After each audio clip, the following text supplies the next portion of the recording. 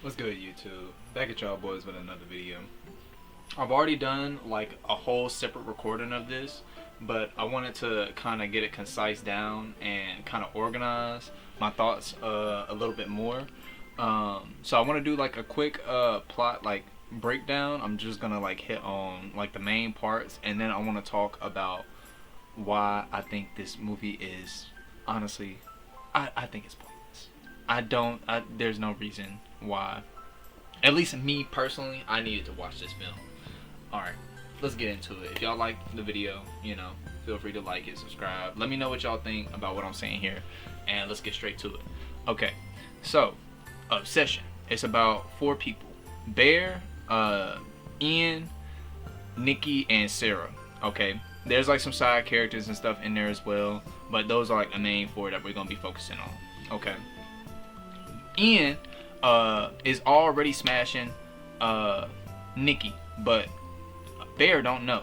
Okay, Bear is pouring his heart out at the beginning of the film to a random waitress, and is saying like basically how he would like confess his feelings for Nikki.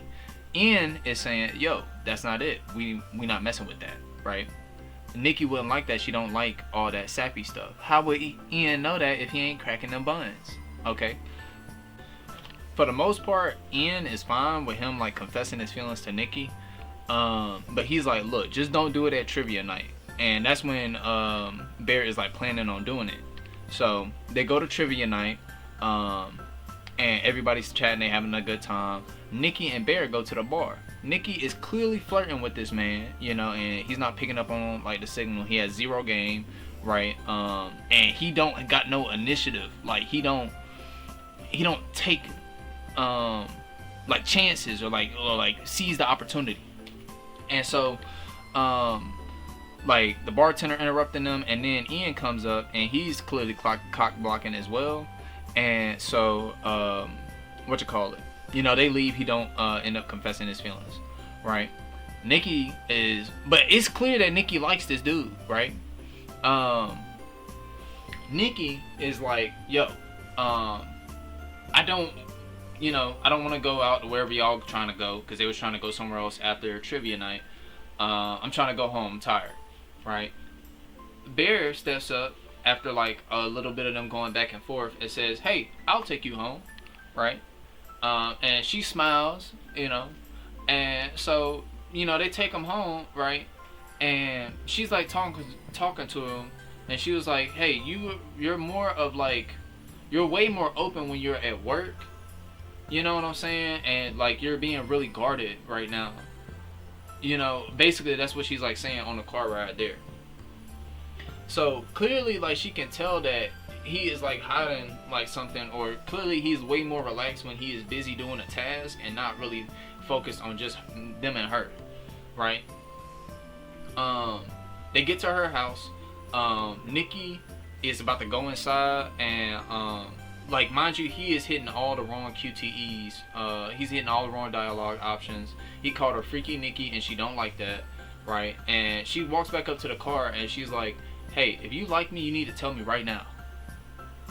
And guess what this dude says? He says, no, I think we're good friends.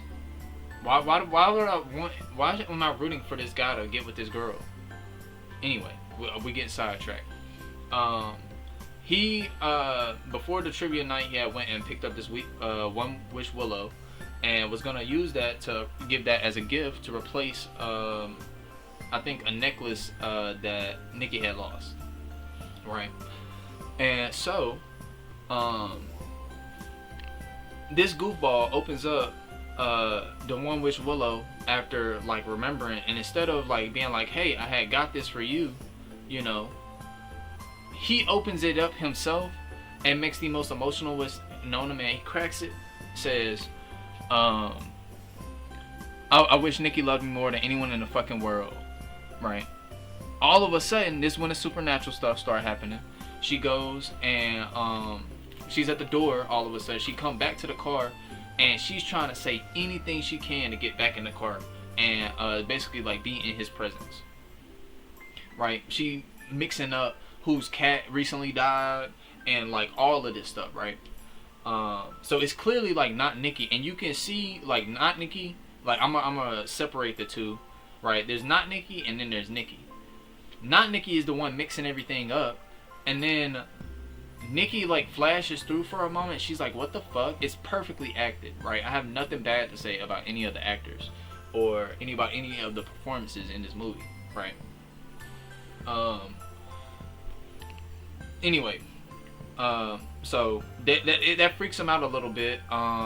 But she ends up getting in a car with him, and so they end up going back to Bear's crib, and she's still acting really weird. And later on in the night, they end up getting into bed, and Nikki goes up close to him and kisses. Not Nikki goes up close to him and kisses him, and it switches back to Nikki like mid kiss, and she like freaks out, right? And like she's like she don't even know. It's like she don't even know where she at.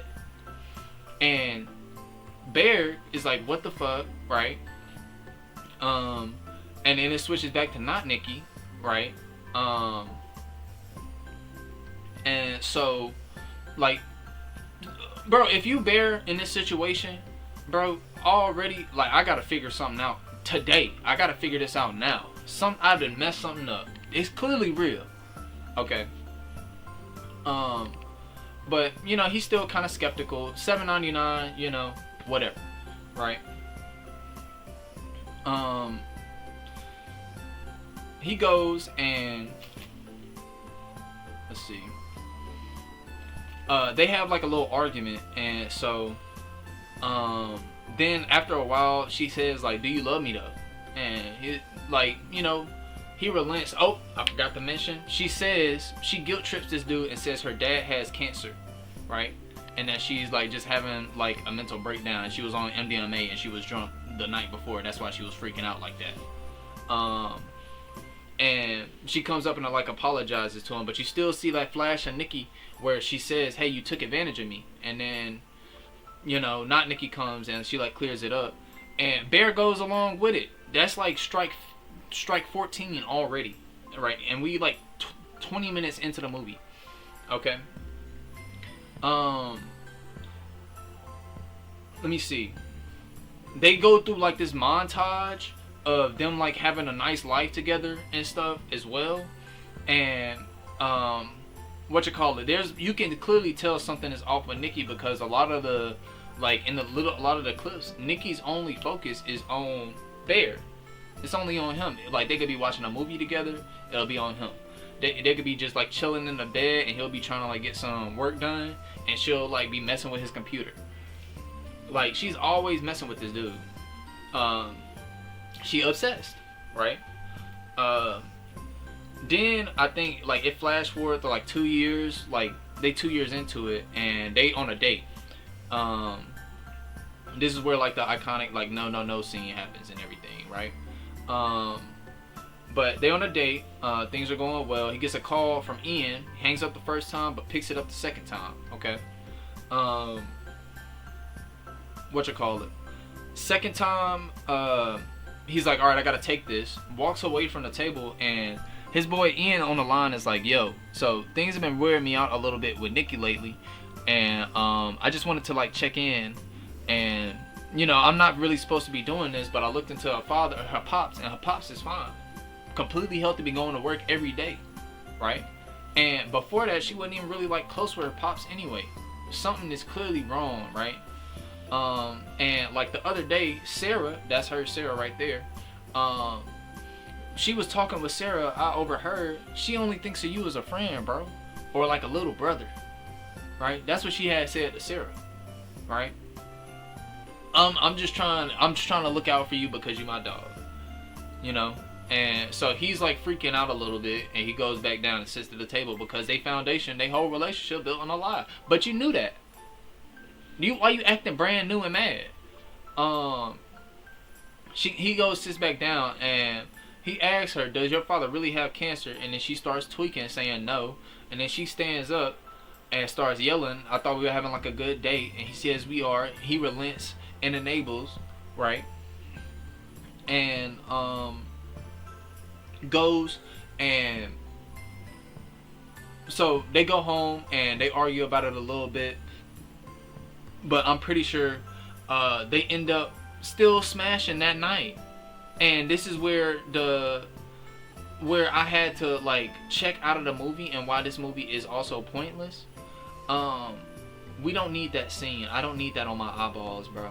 I'm not even finna say the word. But it's the scene where like the dude is on top and he's enjoying it. She is clearly not enjoying it, and it's like zooming in on her not enjoying it. Why are we putting a focus on her not enjoying it? Y'all are weird. Let's move on. What you call it? Whenever you know, like the next day, right? He goes and he's like, "Yo, do you want to talk about like what happened yesterday?" Right? And she's like, "Nope." You're like, "What do you mean?" Like she acting brand new.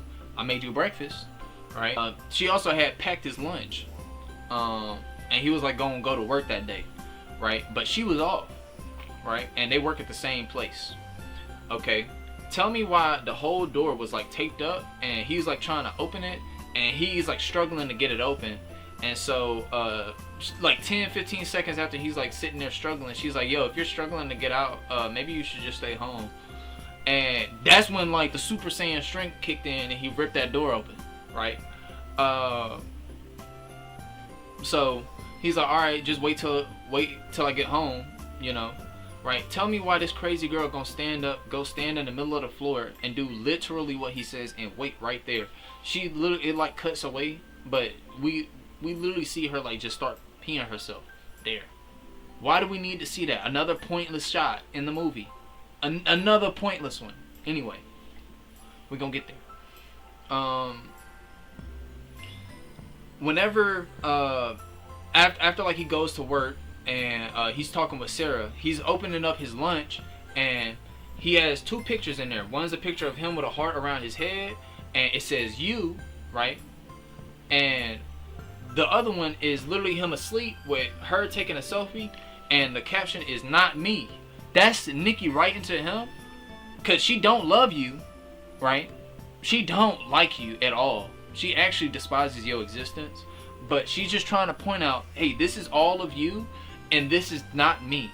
Since you like clearly can't tell, right? I'm a spell it out for you. Okay?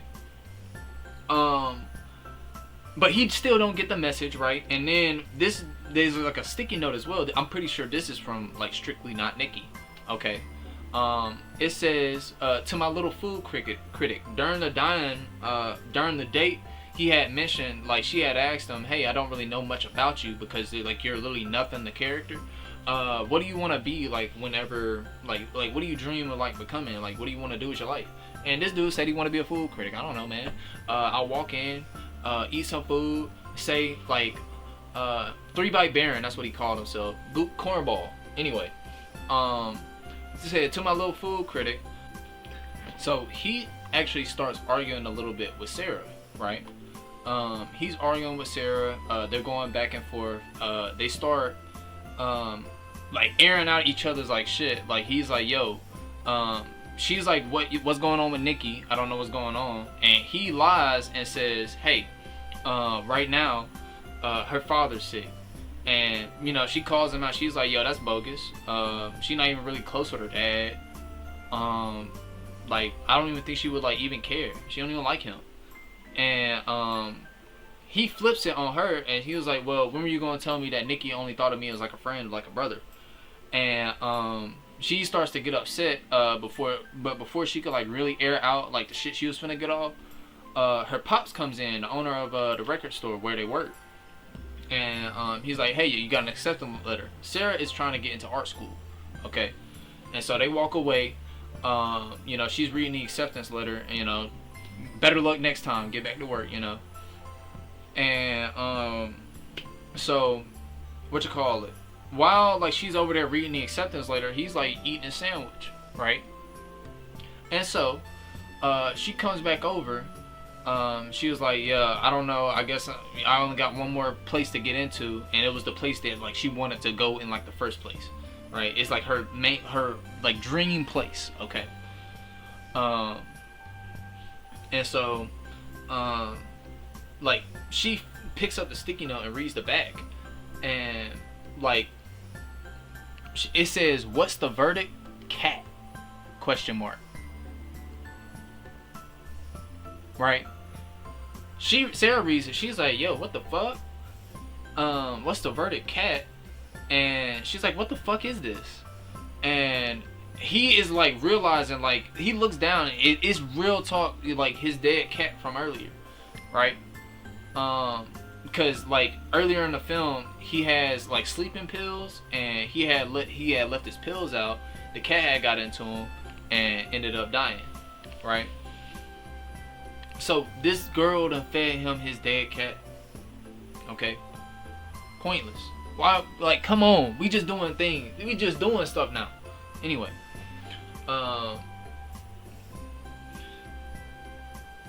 we go on and we see like he's throwing up, and he just says it's like an inside joke. Okay,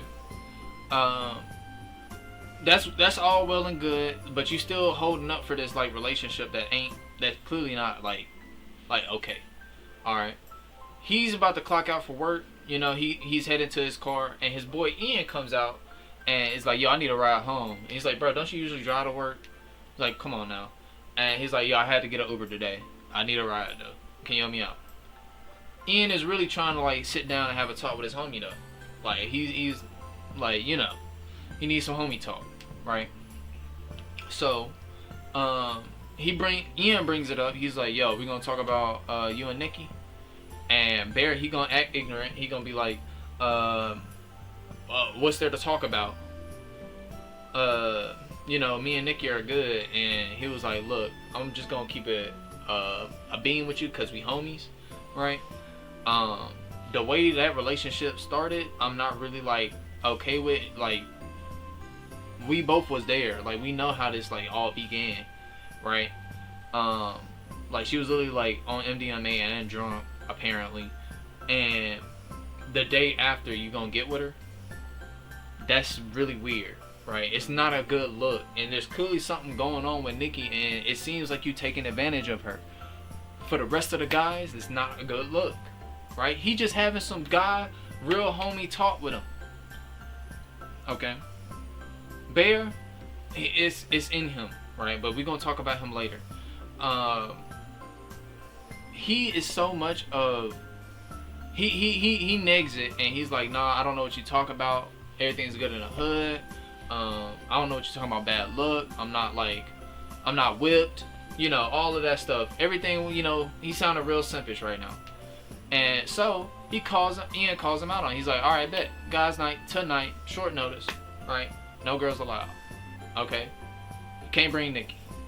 And he's like, "Come on, bro." He's like, "Man," and so he was like, "Look, if the relationship is healthy and it's not built on some weird shit, right? You should be okay with having one night out with the guys, you know." And so he goes home and he's like, "All right, let me run it by Nikki." He drops Ian off at his house, and then he goes home. At his crib, he's like breaking it down with Nikki. He finds Nikki in the same place where he like left her, right? There is poop, vomit, and pee all in the same spot. She has not moved from that spot, right? And she looking like disheveled, like she got warts and little like boils on her like chin and stuff. It's looking rough, right? And so, he's like, "Yo, we gotta get you cleaned up." And she's like, "Yo, I'm sorry, I tried to do like you asked." And so she in the shower like cleaning and everything. And he's like, "Yo, you can't feed me dead cats. That's not cash money, right?" And you also like, I got a guys' night. We trying to have a night with the guys. Like, whole time the shower running, she ain't got no issue with the dead cat. But as soon as he want to have a guys' night, that liver hit the doggone floor. She almost broke the shower. With how hard she yanked that thing, right? And she then started guilt tripping him. She like, "Man, you know Sarah's gonna be there though, right?" And he said, "Hey, it's strictly guys. Sarah isn't coming, right?" She was like, "But I just like literally heard from Sarah. She said she was gonna be there, right?" And so, mind you, she has said like previously in the movie that she thinks Sarah likes him. Okay. So she's like going and screaming and doing all this extra stuff, and so he ends up folding and bringing her anyway. And Ian is checking him at the door. He's like, bro, you couldn't go 3 hours without her? Like what's going on? Did she guilt trip you? Like tell me something. And so he not being real with him. So they sitting down and they playing this Jenga game that you see on the screen right now. And I think the black dude goes first, and like at first Bear and Nikki are sitting next to each other, right? But the black dude next to Nikki, it was his turn, right? And so he goes and it says switch places with another player. He switches places with Baron. He trying to save that man. He like, man, look, I'm trying to like free you so that you can have a little fun tonight. That's cool. W homie move, right? Nikki's turn comes around, and instead of doing her dare, she recites her recent book that she coming up with, where she talking about Hansel and Gretel, but they also husband and wife. Pointless. You see what I'm saying? I don't want to hear about how she's gonna cut his forearm off and shove it between her legs. I don't need that in my eardrums. Okay. Moving on. It's past her turn, right? And she's like, hey, it's your turn, like to the person next to her. But she's like, well, Baron and them switched places, so technically it's Baron's turn, right? Baron pull a Jenga block out. On his Jenga block it said, kiss the person to your love, right? Boy, when I tell you, I ain't never been this scared in my life, right? It's a good horror movie, but it's a pointless film, right? We gonna get there. Whenever it cut back to her, when I tell you I've never seen this expression before in my life, but she had like her face muscles, I don't even know how she contorted them to do that. No Botox, by the way. Like all acting phenomenal. But it cuts to her and she is looking like pissed, like she is not fucking happy. Right? Everybody, like she stand up and everything, everybody looking at her. So she slowly walk around the Jenga table and yank Sarah out from, like, while she in the chair, she pull her out from Baron's left and inserts herself to Baron's left and puckers up like this. It's the most ugly like thing I've ever seen in my life, right? And this nigga Baron really enables and kisses her back after doing that. What's going on? How does Baron function? We gonna get there. Bear and Nikki had this little moment, and then Nikki proceeds to tell everybody that her love for Bear is unlike any other person's love in the world, and that everybody else in this room, like all of y'all, are inferior, and that y'all are like less than because y'all won't be able to experience this type of love. Y'all be able to experience like y'all false little imitation of it, but we got that like true real shit. It's so cringe, right? Whole room is stunned, like they don't know what to do, right? And Nikki flashes like back from, she goes from not Nikki to Nikki, like she been not Nikki all this whole night during the Jenga game. She flashes back to like real Nikki and is screaming, "It's not me!" Runs over instantly to a champagne bottle and starts jabbing her ass in the face. Right? I think she get like 2 or 3 jabs in before she is like stopped, or and she's okay at the end of it. But it's like brutal. She's literally stabbing herself like in the eye and stuff. It's crazy. Okay. They try to take her to a hospital, and she acted too crazy, so she can't get admitted. And so I think they ended up taking her back to like the house, and she was healing there. She has this like really super weird scene where I think it's like Nikki trying to like Nikki is like actively trying to get at him, right? But she's like moving backwards, so it looks like she's running backwards, right? And but like with the way it's acted, it's like this part of this scene is actually like one that I want to like sit down and talk about in another video. But it looks like she's trying to like run at him aggressively, but she's doing it backwards. It's so cool, right? And she stops in the doorway, and she's like saying, like he's all the way like at the corner, and he's freaking out, and she's like, no, she's like, don't worry, baby, I would never hurt you, right? You see what I'm saying? So, like me at this point, I'm thinking Nikki and not Nikki inside battling. She literally battling with this wish, okay? So I'm pretty sure he like dips out, and there's a moment where he is in the car, and he finds the weeping, like the One Wish Willow box that he had, and he actually goes through and starts reading.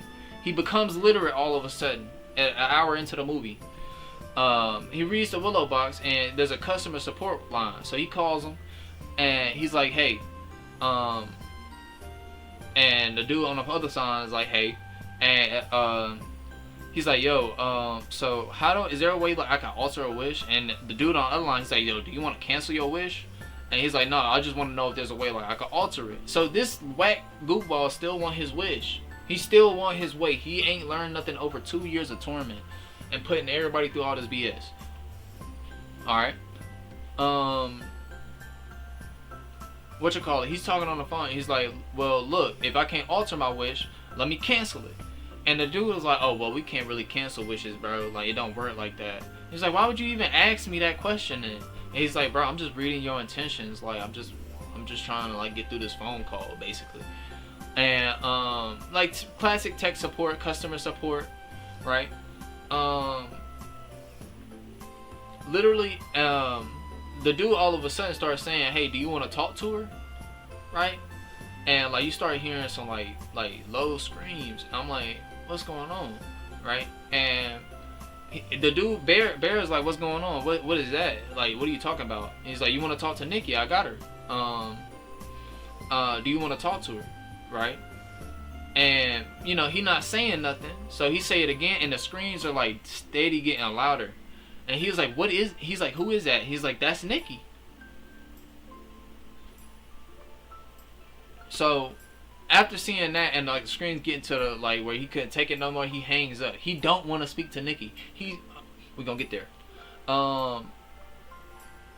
Literally, after this, he starts going, and I think he goes back to bed, and he's in the bed, and he gets a text from Sarah, right? And like Nikki got her arm over him, and like whenever he's reading the text, we don't actually see if Nikki's awake or not. So whenever he's looking at the text, we like in his POV, okay? She's saying, hey, I need you like to meet me. I need you to talk about you with something that's important, right? And so,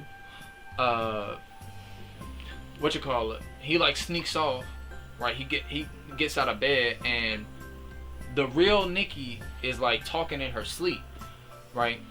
And she's like, Bear, kill me, Bear, please. Like literally, like just like that, right? And he's like, is it really that bad being with me? Like, is it like what? Is it really torture to be with me, right? And then she simply said, it's not me. Like, bro, you doing this off a wish. It's supernatural shit going on. It's not her. You could have had her. 10 minutes in the movie, bro, you sold it. She literally said, if you like me right now, now's the time to tell me. And this bro said, I only mess with you like we good friends. He put himself in the friend zone. But we supposed to be rooting for this dude? Nah. Anyway, so he's out in the parking lot with Sarah, right? And you know, if it's important, it's probably that last little acceptance letter into the college that she most wanted to get into. Okay. she pulls it out, and you know, she's like, yo, I think she's like smoking as well or something. Like, she's chilling. That's what they say. He's like, I didn't know you came out to the parking lot, you know, chill. She's like, I don't really chill that often, right? You know, so she out there chilling, and she's like, well, I figured we could open this letter together. But then she started talking about Nikki. She's like, yo, I'm still a little worried about Nikki. Like, what's going on, right?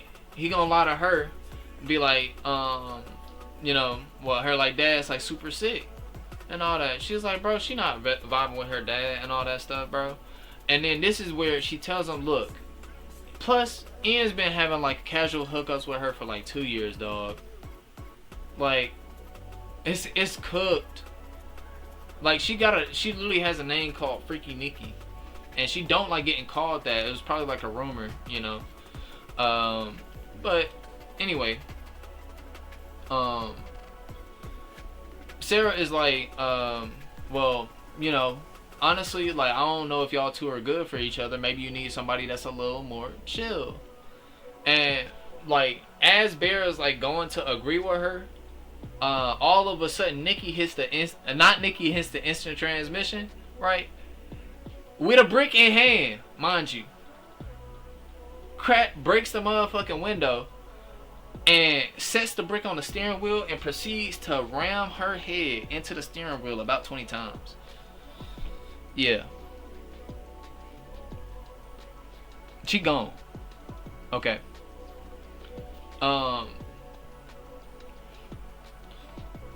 Literally after that, what you call it? Like, Nikki is like freaking out still. She's like, but then she's like coming over to Bear and like trying to console him. She's like, no, this is what you wanted. This was your wish. This is what you wanted. It's okay. Like we can fix this. We'll make it right. All of this, right? And Bear's sitting there like literally having a slight panic attack. And then let's talk about how the scenes are constructed, because this was an insult to me. I don't need you cutting back and forth very quickly between like Nikki and Bear and Sarah's smashed in face. That's that weird Hollywood stuff that I was talking about earlier. Weird. Okay? Y'all don't need to be putting that like y'all don't need to be making Coco Melon edits for dead bodies, bro. Y'all not Logan Paul, man. For real. Alright? Whenever hold on, let me get my thoughts together. After all of this, right? Guess what this goofball goes and does? Not only does he go along with it, he starts hiding the body with like, not Nikki, like he's like literally loading it up into a trunk and like, you know, getting everything prepared. And obviously he ain't got the picture yet. Not Nikki is saying to him, yo, I'll take it from here. You remember what she did with the last dead thing you left her with? She fed it to you, dummy. Anyway, so she takes care of it, right? And goes. Hold on. Let me get my thoughts. Instead, this idiot proceeds to run his mouth after he has given him this one wish willow, right? And he's like, all right. After he's giving it to him, he's like, all right, it's one wish and it's real, but you gotta be careful. All right, you gotta be very specific on how you say it, right? Bro, if I'm in Ian's shoes, I'm doing the same thing he doing. Bro, I'm so tired of hearing this dude yap. I wish for $1 billion. Because, like, he a regular dude. He not trying to hear this BS, and he been cracking buns and actually like doing stuff, man. Anyway, right? So he gives it to him, and Ian wished for $1 billion, right? Literal stacks of hundreds start raining from the ceiling. You know. Okay. He then Bear is like pissed off, right? You know. And like he's like, oh my god, like I was telling him it was real. He goes through like the 5 stages of grief in 5 seconds, right? And he ends up in anger for some reason. I don't know why his 5 stages ends in anger still, but he goes back home, right? He pissed at Ian, And guess what he comes back home to? A mural, another one, a memorial to Sarah with her face smashed open, her tits out, her vagina out. Hollywood, y'all some weirdos. Again, I'm talking to y'all. Weird. What you call it? He goes in and he's like freaking out at the mural, but he's still like pissed, right? He's trying to get Nikki now to use the One Wish Willow. He's trying, like because the cashier has said, hey, yo, if she's super infatuated with you, like if she's obsessed with you, she might just love you enough to make that wish for you. Right? I was like, yo, that low key might be some paradoxical. That seems a little backwards to me, and very stupid and very dangerous. Like, let me give the person that can make a wish and it come true, and they're obsessed with me, the One Wish Willow. Anyway, let's not get into that. He's trying to give it to her, right? And she's like freaking out still. She's like screaming. She was like, why don't you love me? Right? Like, this is not Nikki, and not Nikki wants him to love not Nikki. You know, which is what he said. But he wants to love Nikki. He wants real Nikki, right? And she was like, I can be Nikki. She's literally like, also she's literally like turning her face into like a little bit of like how Sarah's face used to look. Like, she's like, it's really weird. You know what I'm saying? Right? Clearly something is very wrong, right? And Ian, goofball ass, right, after getting $1 billion, he don't go and try to spend none of it. He don't go and... No, he goes and checks in with his boy, Bear, and he's like, yo, it's real. It's really real. Yeah, I told you, dumbass, it was real. I told you that, and you wished for $1 billion. I told you it was a monkey's paw like a hoe, and you wished for $1 billion. Why are you here? Get out of my sight. So, Nikki is crashing out. She's screaming, and Ian hears it. And Ian is like, yo, what the fuck is that? And he hears it again. He's like, yo, I'm coming inside. Soon as he opened the door, he get blew down. What you call it? Tell me why Nikki whole time had a gun, and she whipped around like Quick Draw McGraw and blew him down. Headshot, pinpoint accuracy, down the temple. He didn't get to spend a red cent of any of that money, any of that billion that he had, right? What you call it? She blew him down, and then she like got the gun pointed at like Bear. She's like, oh no, it's okay, I would never hurt you. You know what I'm saying? Like, but I'm like, low key, I don't know. Like, would not Nikki not hurt you, or would Nikki? Because I'm pretty sure Nikki want to get you gone. You know what I'm saying? And after he gets the gun away from her, like, he manages to get up and like get into the bathroom with the gun, right? And Nikki is like outside. Well, it's not Nikki, but not Nikki's outside banging on like the door like constantly, like boom, boom, boom, boom, boom, cause like she know what he about to do, right? And he's like, look, can you like just give me a second? She's like, okay, and she just stops. Like, she just, it's like she doing like all the stuff to like mess with his head and like, you know, get him to stay. It's so weird, right? So, right, let's talk about, he then goes and contemplates how he gonna do it, right? He starts here for some reason. What? No, that's the slow way, bro. It's gonna hurt a lot, and you might live. She might save you. You know, then you go to option B, right? But that's, that's too shallow. You gonna hit, you still might make it. Then he aim a little bit better with his hand. He like follow his hand, get the angle right. I was like, alright, we might be cash from distance. Soon as he about to, you know, apply that 5 pounds of pressure, she chime in and say, hey, if you need space, you know, I can give you space. They're just trying to like, and you know, he obviously like he pull it out, he chicken out, right? Because, you know, he realizing everything. What you call it? So he opens up the little medicine cabinet and he sees the sleeping pills, the same pills that his cat died by, right? Goes and what you call it? So he about to, you know, that's option D. Okay. So he's using option D, and you know, he's sitting there, and the camera's zooming in on him, and I'm watching. I'm like, so he really didn't like grow at all, right? And as if like the director must have heard my thoughts. He must be a mind reader, because that dude went and stuck his fingers down his throat and still wasn't willing to do that. To save that girl, to like, so he's really selfish to the end, right? Eventually he finally mans up and gets the job done, right? He's going out and he goes up to hug Nikki, and then he starts collapsing because the medicine's kicking in, right? And Nikki like gets him over to the couch, and well, it's not Nikki right now still, right? Not Nikki is consoling him, and is like trying to like take care of him, make sure he's good, and he's like frothing at the mouth, you know, he doing his thing, taking his time too, right? And after he's like fully passed on, Nikki snaps back into like real Nikki.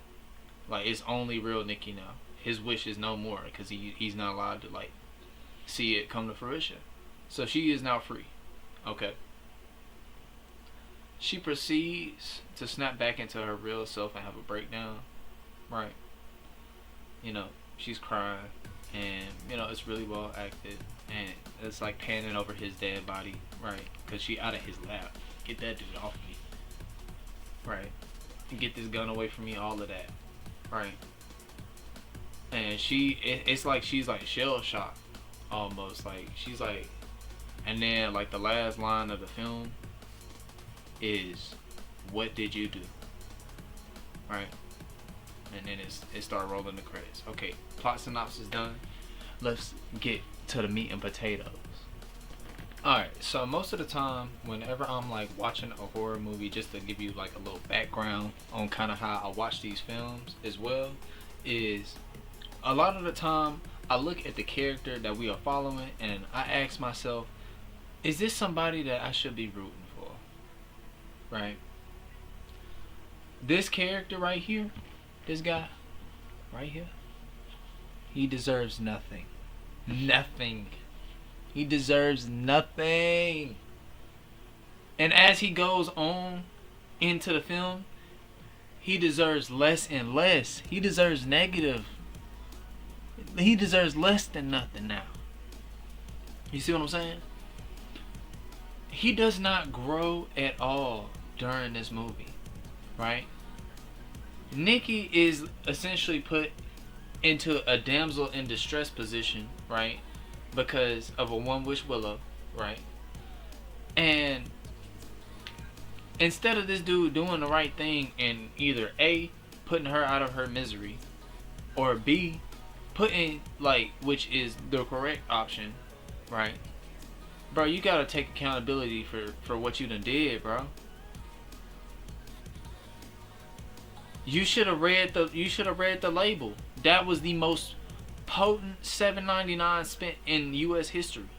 Yes, unfortunately, it had to be you. You spent $7.99 on a real wish and blew it on some bogus shit. But now you gotta hold that. It was real. Like, am I the only one that, like, every single time, like I hope that everybody is on the same page and think that he is the villain of the film, right? He is not to be rooted for at all, right? The one that I wanted to see, you know, make it out was Ian, but after I found out he was cracking buns and not telling nobody, bro, they're all shot, they're all cooked, right? So I'm like, all right, I don't really have anybody that I can sit here and root for to make it out of this jam. Alright, let's try to look for, like, what's the point? Is the director trying to tell me a greater message with this movie? And so far, the only message that I've really gotten from this film, because the only message I've gotten from this film is be careful what you wish for. And it's like, what am I really supposed to do with that message? Like, there ain't genies out here in real life, as far as I know.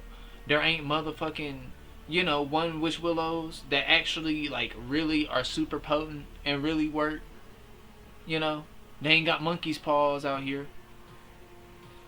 So, I don't know what I'm supposed to do with that information.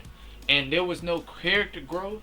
There was no actual, like, since there was no redemption arc or no resolution, like, mind you, most horror films don't have a resolution. I'm perfectly fine with that. I'm okay with a horror film not having a resolution. But because there was no resolution, I'm not able to glean anything better than be careful what you wish for. Mind you, alright, I want to talk a little bit about the experience itself, right? Was it a good horror film? Yes. Man, when I tell you I've never been this scared in my fucking life, right? This is one of the top 3 scariest movies I've ever seen, dog. And like, I'm like a bitch when it comes to like horror movies, bro. I don't like go searching for them things. I don't like them. But this one is a great horror movie. I just wish it had something greater to glean. That's why I say it's a pointless film. There's nothing better than be careful what you wish for. Like what? Don't be insecure? Is that the message? Like, don't be a feckless individual? Like, I mean, I'm not that. I hope I'm not. I'm pretty sure I'm not that. Like, what are we doing? Right? When I see this dude, right? After seeing somebody jab themselves in the eye, me personally, it's a done deal regardless. Like, I'm calling customer support that first night. You know what I mean? Customer support, get me straight to the bitch, bro. Cause what the fuck is happening? I like mind you, he ain't read no back of the box. All of a sudden he wanna become literate and shit. At the end of the movie, he wanna start reading boxes and labels and shit. You deserve nothing, bro. You don't deserve to get with her. What's so crazy? You didn't even have to go out and get the one wish willow. You could have just sat there and worked on yourself. Do a few push-ups, maybe. Get some confidence. Like, this shit ridiculous. Anyway, I just like highlighting some of the good. Indy Navarrete, ma'am, don't do no more horror movies. Right? You gonna haunt my motherfucking nightmares. Alright? Just like collect your cash from this one, and then I need to see you in like a Barbie film or something. Like, for real. Cause like, dog, that was some real shit you was doing, twin. The little facial expression that you did with the lip, that's gold, man. I've never felt anxiety like that before in my life. That's excellent. Okay. Good. Mr. Bear. I'm sorry, I don't know who your actor is. They wrote you really bad, so I didn't feel inclined to go and look you up. But you played a feckless, pathetic individual very well. You did that shit, bro. Right?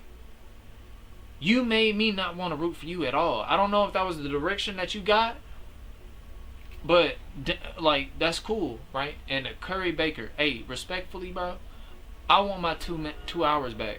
I didn't need to see this, bro. If I ever see you, respectfully, I'm gonna have like 4 sock and boppers, right? I'm gonna chuck a pair to you, right? And I'm gonna need my 30, bro. I need my 30 seconds, right? We gonna throw some light hands. I'm not gonna be throwing no haymakers like talking about. You know, I'm probably gonna be laughing and giggling and shit. Like 15 seconds in, I just need to work out a little bit of this frustration. You know what I'm saying? I'm probably gonna dap you up if I ever see you. Great movie, man. You know, I just like to sit on here and joke. But if you ever down, bro, bring back some sock and boppers, man. Those is elite.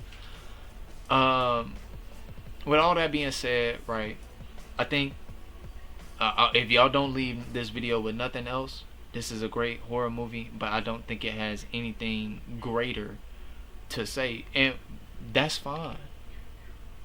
But it doesn't have anything greater to say other than, don't be like this goofball. Don't be this dude.